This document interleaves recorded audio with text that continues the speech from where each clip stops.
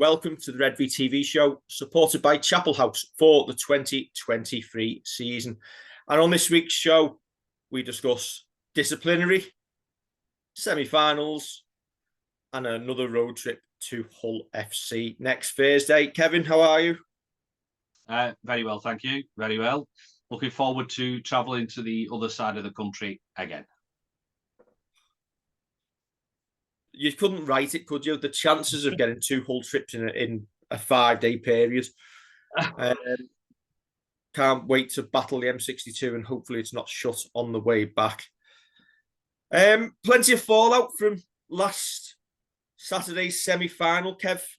First one, Brad Fash never got a ban.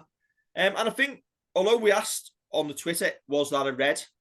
And we asked that live at the time, didn't we? The pundits on the BBC thought so. We discussed it on the Redvee TV show. We were a little bit unsure. And I think Tony Smith probably got it absolutely right when he did his pre-match press conference this week, when he said the only man who can probably know whether there was actually any intent there or not was actually Brad Fash. And Tony Smith would hope not, as would we. Yeah. I don't think, I've said this in the past, I don't necessarily think players go out with a mindset to necessarily go and injure someone, but in the heat of the moment it can happen. But I don't think Brad Fash has gone out to do that at all. We said in instant fan reaction that we didn't think it was a red. Surprised maybe that he didn't get a yellow, but that's just our opinion. Not saying it's right.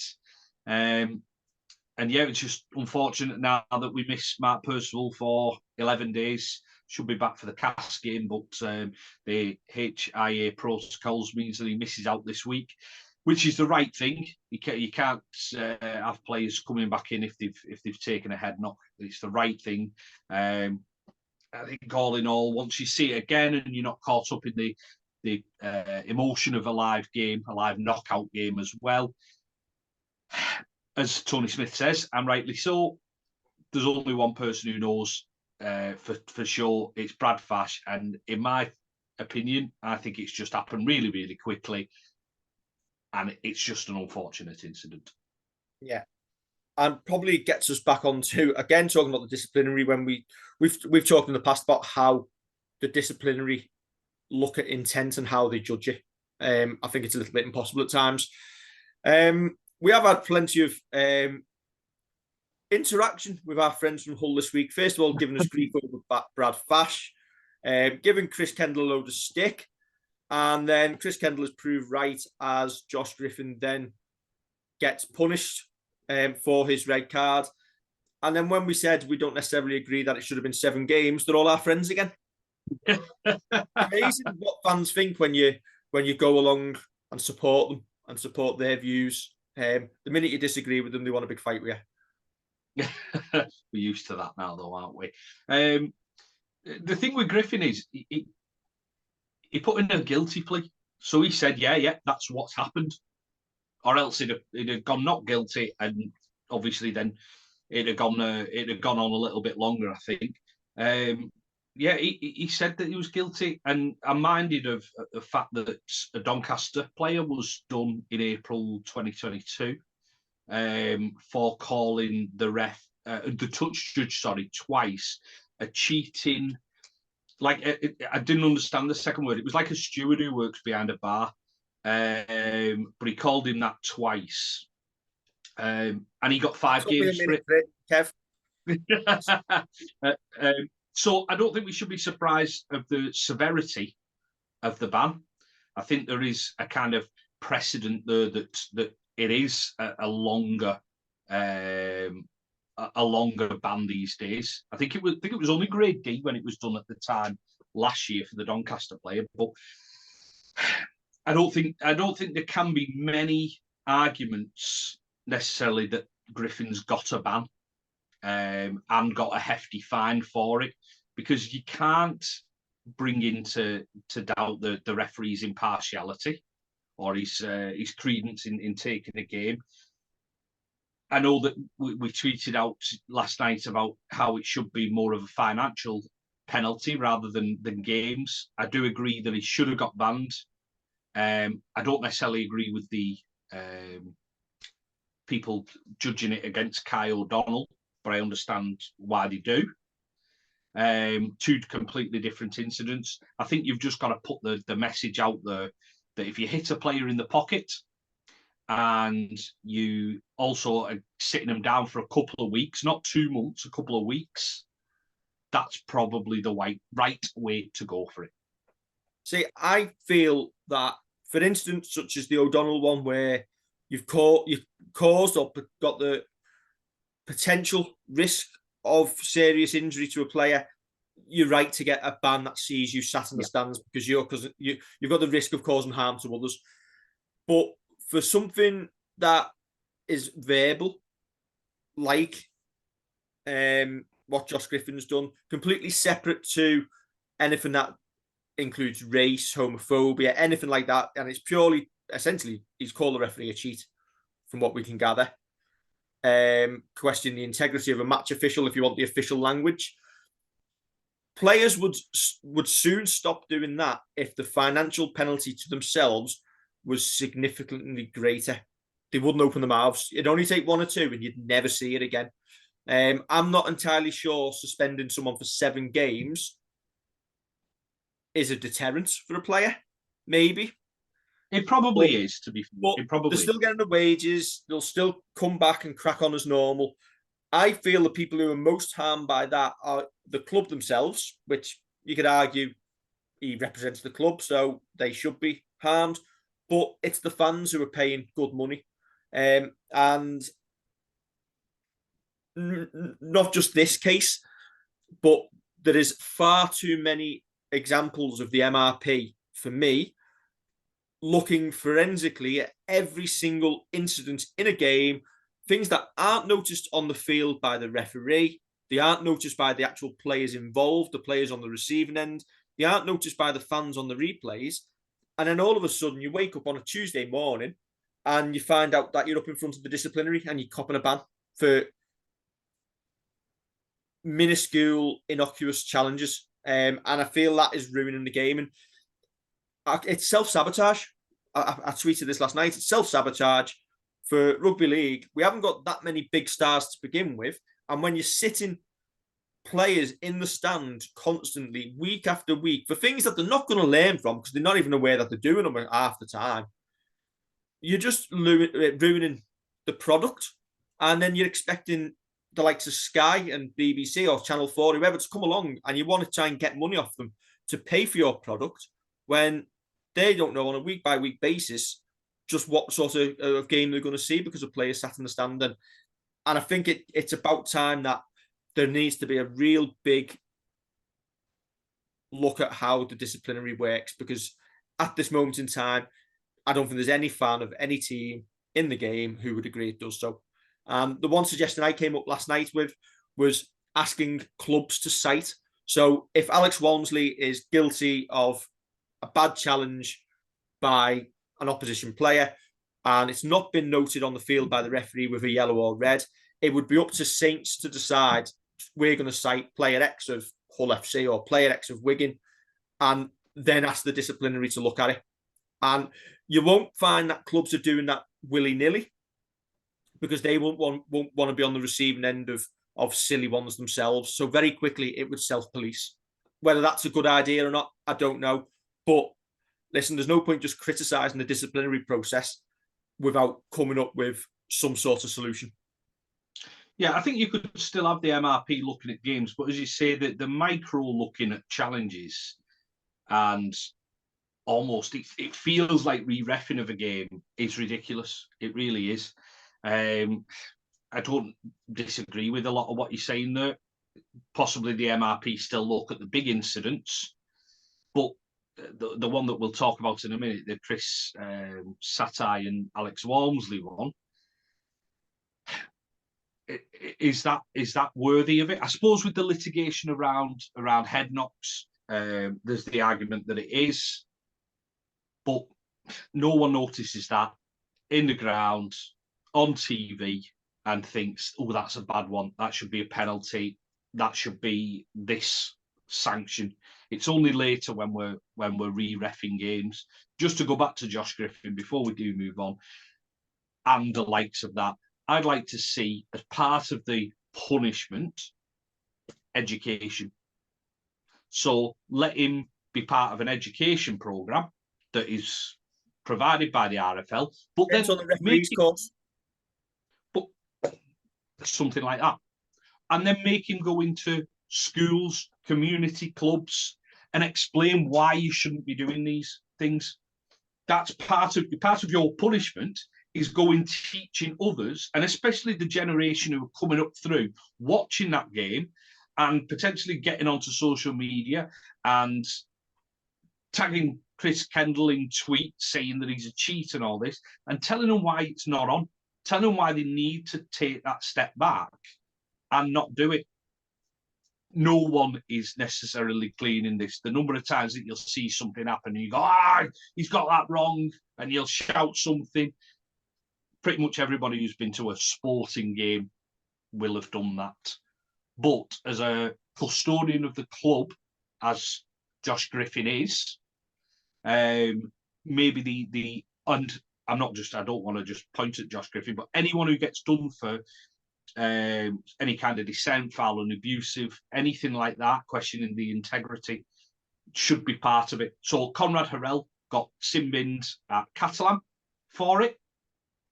He should have been going around educating Piltrex youngsters, Blackbrook youngsters, Statoheath, Bullmite, wherever, Clockface, anybody like that. That should have been part of his punishment.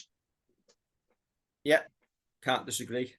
And if you put them on a field, referee and Hull Dockers vs Statoheath, they'll soon find out that it's not easy. Listen, yes, Kev, we have all been at games where, when you're at a stadium, listen, crowds give referees down the banks, but that's trying to influence them to give them decisions their way.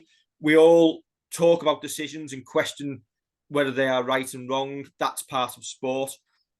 But if you're on the internet and you're sat there and you are tweeting referees directly to call them cheats and give them abuse, have a look at your lives. But it's a very sad life. Yeah, correct. Next one to discuss, obviously, we did mention it earlier. Alex Walmsley has got a grade B £250 fine for the tackle. I think it was on Chris Satai, who was running straight at him 5 meters from the line. It looked like a perfect tackle. It was called a perfect tackle by John Keir. It was said it was worth the admission money alone. He's done his job. There was no complaints from anyone on the day, in the stadium, on the field, Chris Satai himself. And then we find out that Alex has got a charge. And even Ian Smith looked at it first of all and was like, that can't be the right incident. Are you sure? Well, it was. When you look at the replays, and about the fourth replay, there is an image where Alex's shoulder touches Chris Satai's head. But is that not just part of the game sometimes, where you can't take away all contact from all angles at any one point? I think that this is all part of the litigation, isn't it, that they're facing, and it's why that replay is why Saints haven't challenged it. Saints do the due diligence on appealing these. So this, if we'd have not appealed the last one, this one would have resulted in a ban for Alex. The next one will probably result in a ban for Alex. I think once the doubt comes in and this litigation is hanging over the RFL and Super League and whoever, I think it's very difficult to necessarily disagree with him being charged for it, just because of what is currently being charged for. I'm not saying that I agree with the charge, disagree with the charge. I think the reckless and careless things alludes to what you said earlier when you said that the MRP are trying to look at it objectively, but there must be a fine line between careless and reckless. Because if Alex Walmsley stood up at 6'7" or whatever he is, and Chris Satai's coming running into him, do they want him to crouch? Do they want him to duck? What do they want him to do? They want him to put himself in a dangerous position that he could end up getting knocked out because he's trying to adjust too quickly. So I get what you're saying. You can't take out all of the contact, but I think alongside the current trials that have happened in the academy game with the tackles below the armpit that they're doing, I think it's very difficult with that one replay that they found, I think it's very difficult to say this shouldn't have been a charge. I think that's it for me, Kev. When they say it's reckless, then what they should have to do is answer the question, okay, if it's reckless, what should I have done, or what should I or could I have done differently to make that safe for both defender and attacker? And I don't believe in that situation there is anything that Alex Walmsley could have done differently to make that situation safer for both players, except stand out his way and allow him to score. I'd like to think that there is a way that could happen. That everyone that they charge, they can say to them, this is how you make it better. This is what you need to try and do next time. Because I think that just charging people, banning them, fining them, everything like that, does that help clean up the game? Well, no, because we saw out 19 charges after Magic Weekend. You're seeing charge week after week after week. So they need to sit down with clubs, or I'd like to see them sit down with clubs, sit down with players, and tell them what they want to see. None of this washing the hands and saying, well, you've just got to get better at it. This is what we want to see. If Alex Walmsley had have ducked another 2 inches, then that's what we want to see. Because he wouldn't have hit the head. He'd have been in a better position. Fine. I hope that happens. I very much doubt it does. And if not, it should be brought in. And that is across the board. That Josh Griffin's the easy one where you say, what could I have done? Not called the ref a cheat or sworn at him or anything, whatever. That's the easiest one in the world. Where you've got tackling techniques, it's a duty on the club and the MRP to some extent to say this is what we need to happen. And it is on everybody, but this is what we need. But the MRP need to be part of that conversation. Yeah, and for me, this would have been a perfect example where if Hull FC and Chris Satai has a problem with that tackle by Alex Walmsley, they would have cited that maybe to the MRP if you're keeping them in place, who would then grade it for the disciplinary to look at. But I guarantee there was nobody at Hull FC who had an issue with that tackle. No, I wouldn't have thought so. I think that you look at challenges like that, and I'd like to think that the players who were involved after the game are shaking hands, not necessarily having a beer together, but having a chat and well played, and aren't thinking, oh, you put your shoulder in there, or my head hit. There's going to be a contact, there's going to be force when two fellas of the size of Alex Walmsley and Chris Satai come together. It's obvious. So I like to think that Hull wouldn't have had a problem with it. But if they did, it's fair enough. It is fair enough. They're protecting the player.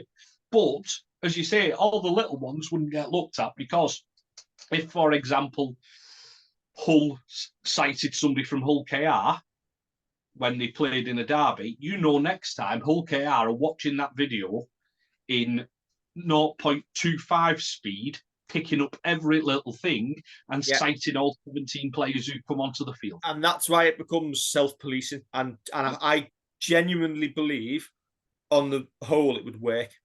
Yeah. But there we go. Right, next one. Semi-final draw has been made, Kev.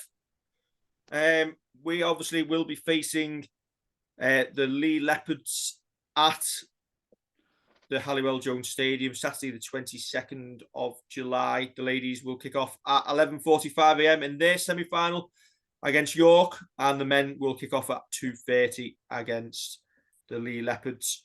I was really hoping that Lee were going to come unstuck in that semi-final. They looked for a while that they were going to, because, listen, I don't think there's anyone at this semi-final stage who aren't capable of winning. But Lee seems to have hit a real run of form, and are probably the form side at the moment. Probably the team that we maybe didn't want. I don't know. Maybe so. Maybe so. It would have been a lovely thing of Saints York double, wouldn't it? I doubt it'd have been at the Halliwell Jones, but a Saints York double would have been lovely. But Lee it is. As you say, Lee are a dangerous team, as a Hull KR. And I mean, Wigan beating an absolutely load of tripe from Warrington on Sunday. I've genuinely never seen a performance as bad from a team with 13 against 12. And props to Wigan for holding out and winning the game. I've seen quite a bit of Wigan fans on social media whinging that we're on the Saturday and we're at the Halliwell Jones, so everybody can get a bus there apparently. I can get the train, it's only one stop down. So just to put that in there. Not realising that Headingley is the... Fans can't get a train. No, they can't. Not realising that Headingley is pretty much in the middle of Wigan and East Hull is the perfect place for them to have it. And whinging that they're having it on a Sunday late afternoon. You know what? As I tweeted out, I couldn't give two hoots if Hull KR and Wigan had to travel to La Paz on a Sunday evening to play their game. That's not our problem. Yeah, but 5 o'clock on a Sunday is a bit of a shocker, isn't it? I don't care. Genuinely don't care. I'm sorry. It genuinely is a shocker. It would genuinely have made more sense to have the local tie. Yeah. On the Sunday afternoon. Don't care. And I also saw one who said that it was unfair because Wigan play Leeds in the women's semi-final at Headingley and said they're getting home advantage. But surely Wigan are taking more fans over because of the men's game as well. So do the fans negate that? Possibly so. Anyway, I'd just be happy that you're in a semi-final and as a Wigan fan, a chance of backing up the Challenge Cup win of last year. Yeah. I know the RFL have done the ticket arrangements for both semi-finals, and they seem to be selling the free stands that aren't on the camera side first. Where the TV cameras are, so that they can fill the stands that are on show on TV first and make the grounds look fuller. Obviously, Lee and Saints, the more tickets they sell, the more tickets they will receive. So Lee are obviously campaigning to sell their allocation as quick as they can so they can get more on the terrace. So Saints fans, don't leave it too late because this one may end up selling out. But I've seen Hull KR fans having a moan basically because the South Stand hasn't been opened initially. I'm wondering why. Well, we've always said in the past how silly it looks when the camera the camera the stand is facing always ends up empty. So you can see the rationale behind it. Yeah. You don't want the game to look like it's not attended. And there's the very fine balance between filling a ground and getting loads of people watching it on TV. You need the spectacle of people watching it on TV to look good. And if you can fill the ground and make it at least look full, that's the right way of going about it. You imagine if this was at Saints, you don't want to be playing with the crowd underneath the cameras and in both ends and have the seats spelling out Saints completely empty. You want that to be chocker. You want that to be full and then start filling up. Your corporate box is fine. And as I say, I'm talking about this from a totally wicked perspective. You have the corporate box is full and then you start filling that stand. It is probably the right way to go. Even though I saw, our mates over at Red Robin thought that they might sell the South first. Again, if there are Hull KR fans watching, just get in and buy your tickets, then they'll start opening that. Maybe the argument should be for clubs when they build the stadiums and they put their camera positions in place to have it facing the terracing down the side. That's how they. I can never understand why they don't. Maybe it's of the ease of building, but it would always make sense for me for the camera to be facing the terrace. Like Warrington always looks generally half empty because they have it facing the seats. normally. Oh well, Don't never know. mind. Anyway, yeah, we'll get there at some point. Right, Kev, Hull FC squad for tomorrow's return trip. Tony Smith said there'd be changes, and there are 4, but 3 of them are injuries, and 1 is obviously Josh Griffin's ban. Texoy's got a tight hamstring, so with the short term round, they're not risking him. Liam Sutcliffe has got a leg knock, and Scott Taylor went off with a shoulder problem. Jake Clifford, who you'd imagine would be a straight swap for Hoy in the halves. Jamie Shaw, Will Gardner, and Harvey Barron all coming. Expected as tough a game as we did on Saturday. Yeah. Yes. If that had been 13 against 13, I'd have been worried for us, especially losing Tommy and Percy in the first half. I know they lost Scott Taylor. I think that was in the first half as well. I think if they come at us with the same attitude and application, then this will be a good game. This will be a really good game, and not one that I'd take for granted. Yeah.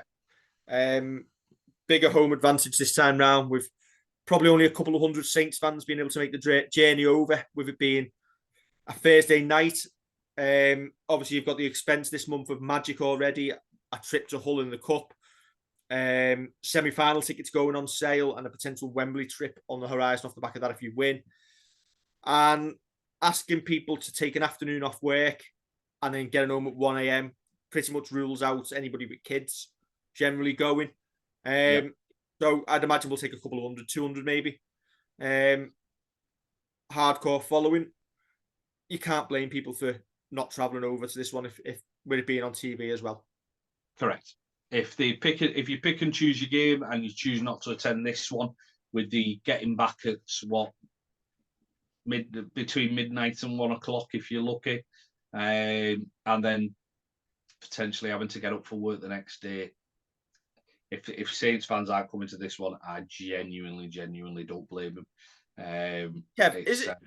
Would it be fair to say that for the Thursday night fixture on Sky, it should be limited? Like the furthest the Lancashire clubs go, Saints, Wigan, Warrington, Leigh, the furthest they should have to travel should be Leeds. And in reverse, the furthest the Hull side should have to travel should be to Leeds as well. And then obviously Leeds being pretty much central could go either way. Yeah, I don't necessarily disagree with that, because you see a lot of people saying about football fans and how they've got to travel on any weekday night, but I think they've got a bigger fan base to go off. So if one doesn't attend, another one will.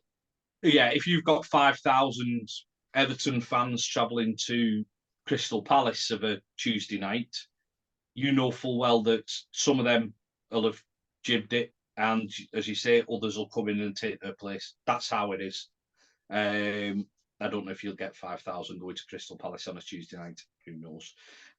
No, we wouldn't, because again, we probably got 5,000 that they could sell. Yeah, but you'd only get an allocation of 2,000. So if somebody doesn't attend, somebody will step in. Rugby League hasn't got that. If say Saints have got 1,500 away followers, if you lose 500, you don't gain any more. You'd end up with 1,000, for example. Yeah. As a sport, I think again we're shooting ourselves in the foot. There's just no need for it when there's the amount of different fixtures that could be played. There's no reason why Saints couldn't have played on the Friday night against Hull. Yeah, I see no issue with that. Well, it should have been Saturday afternoon, shouldn't it? Oh yeah, even better. So they essentially cost them. You can look at, we took 1,400 on Saturday, and we'll probably take 200 tomorrow. Even if you'd halve that 1,200 and end up with 600, it's 400 tickets that are being cost. But I suppose it's the argument that that's just how it is. That's just how it is. Leeds Huddersfield are on Friday night. I know somebody said there's cricket on, but you could have had Cass Warrington Thursday. Hull KR Wakey. Yeah. there's other games you could have had. Who's playing Sunday? Salford, Wigan. Now, Wigan might be a bit of a, because they've only played Sunday, so. But that was judged after the fixtures came out. Wigan could have been the Saturday game, couldn't they? Last week. Yeah. We played Salford, Wigan on Thursday, but never mind. Right, Kev. Our squad. Yeah, 2 changes. Tommy Makinson out for up to 5 weeks with the hamstring injury that he picked up. Mark Purcell, as I said earlier, 11-day HIA protocol means he misses this week. Ben Davies and Wes Bruins are the 2 to step in. Yeah. Tommy Makinson going to be a big loss. He's been pretty much back up to his best in recent weeks. Obviously, he's gone off with that hamstring injury. They're really hard to judge, aren't they, Kev, in terms of how long you're going to be out for until you get that scan done. They are very rarely 3 weeks. You're very lucky if they are. And even saying up to 5 weeks at the moment, that leaves margin of error, doesn't it? It might come back a week sooner, could end up even being a week or 2 later than that. It's just how it heals, and hopefully being given the best treatment possible, he'll be back as soon as possible. Exactly. It's the up to. The key words in that sentence, aren't they? He'll be out for up to 5 weeks. Not he'll be out for 5 weeks, and then when he's out for 8 or comes back after 4, you start questioning. It's the up to gives you that leeway, doesn't it? It's a big problem missing Tommy and Percy, because they, alongside Conrad, give you that rest for your forwards and can make them big meters after contact when bringing the ball out. I'd imagine that the obvious swap is Tommy dropping out, John Bennison's going to come back in. It's the centre that's the good one to pick, isn't it? Yeah. Tommy's going to miss, obviously, tomorrow. He's going to miss Castleford at home, 2 big games against Warrington and Catalan, probably the semi-final against Lee, and then you've got Leeds and Salford before the Challenge Cup final. So hopefully you'll get him back for one of those games if we get to the final, so he'll be able to play and have a bit of a run out first. You don't want to be dropping him in a Challenge Cup final if we get there at Wembley without having some match practice first. But it's a big chance for John Bennison to come in. Obviously, he's been really unlucky to miss out the last few weeks, and you should imagine he'll slot straight in that wing slot. Now, will T, Ritson, and John Bennison swap wings with Ritson going over to the right? Yeah, I think that would be a good shout. To be honest, I think it will be a good shout. It gives, no offence to Connie, it gives us a little bit more pace on that right flank as well. And no offence to John Bennison as well, but gives us that little bit more pace. I'd like to see Connie set T. Ritson free as well, because Connie doesn't mind giving the ball out to his winger, does he? And I think having John Bennison on the other side, a good, steady player who knows where the try line is as well, alongside a new winger, I don't think you lose too much with moving T. Ritson across. Who comes in at centre for you? Is it Will Hopewati, who we believe has been struggling with a rib injury for the last month? Or does Ben Davies come in? Or do you even go with how we went Saturday and leave Sione there and bring Louis back into the squad? I don't know, and I'm glad I've not got to pick. If there's any doubt over Will Hopewati, you don't play. If he has had this broken rib that we've heard about, there's no point rushing him back from that. Absolutely none. It would give you a little bit of calm in that back line. Obviously an international, but I wouldn't necessarily rush him. Matauti is the interesting one because we've been playing him up the middle. Bit of a change to where he is. But it does mean you can bring Louis on and freshen your forwards up. Ben Davies gives you another goal kicking option. I think Wes Bruins is the big unlikely one. He's not played yet, so I can't see him being brought in for this one. Because I was looking at goal kickers as well, with John Bennison, Joey Lussick. Johnny Lomax, Ben Davis, Lewis Dodd, Alex Walmsley can all kick goals. So I don't know. I'd imagine if you had to make me pick now, I think it would be Sione. Yeah. There's obviously doubts over Curtis Sirenen as well. We noticed he looked like he was carrying a knock during the game and struggled a little bit. So maybe he may end up missing out if he's got a knock. Before we had them injuries to Percy and Tommy, I'd have thought we'd have made at least one change in the forward line this week.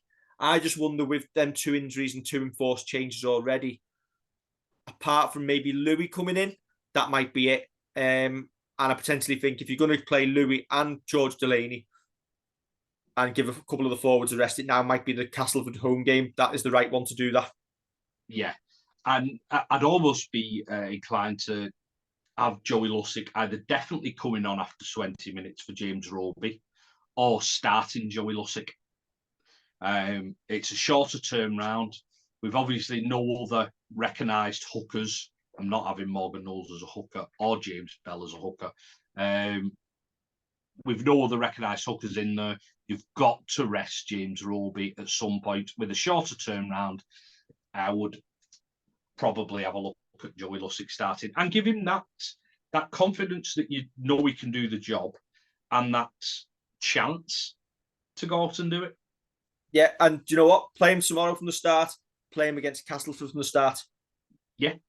Two opportunities to allow the energy to get back into Rogue's legs with Warrington and Catalan following that.